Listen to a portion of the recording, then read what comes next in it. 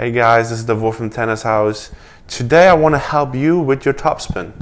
And I have this wooden arrow here. You will ask yourself, what is he going to do with that? I'm going to show you right now. As always, please consider subscribing, sharing the video maybe with a friend, as those are the best ways to help our channel grow and spread the message. So let's go straight to this arrow.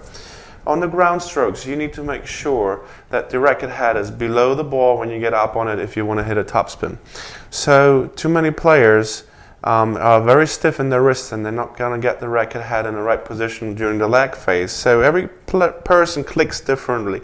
So especially if you have beginners, this is a great visualization to work with them. Let's say we start with the backhand, right? So the first thing we do is the split step. So you can tell your player, if you have the right position with your arms, the arrow points down. And then you turn in your upper body, arrow stays still down, right? So once we're here, we get into the leg position, and that actually happens when the hip snaps in, okay? I'm just going to do it methodically so you understand that. So when you drop the racket head under that ball, the tip of the arrow points a little bit to the left. Now, having this position, we can create topspin on the ball.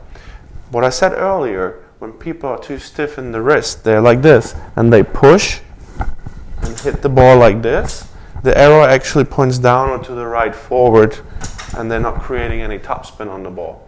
So this is a really fun and good way to work on the topspin, as it shows you markers. It marks where we are, right? So on the forehand, once we start, we're out here. Arrow points down, right? Again, when the hip snaps, the racket head drops. So now, once we get to this position, the arrow points forward in the direction of the ball, a little bit again to the left. And now, when we go up and hit on that ball, we can create topspin. If you are stiff here, and you go like this, you don't create topspin. And this is one of the main reasons recreational players do not get topspin on the ball, is because why? Guys like me that are tall and big, we like to squeeze the racket tight, and we're not using the racket actually as a tool, we're muscling the ball. So when you go, stay loose, drop the racket head so the arrow points forward. Once your student understands that with the arrow, you can take it off, and you can use the butt cap as the reference.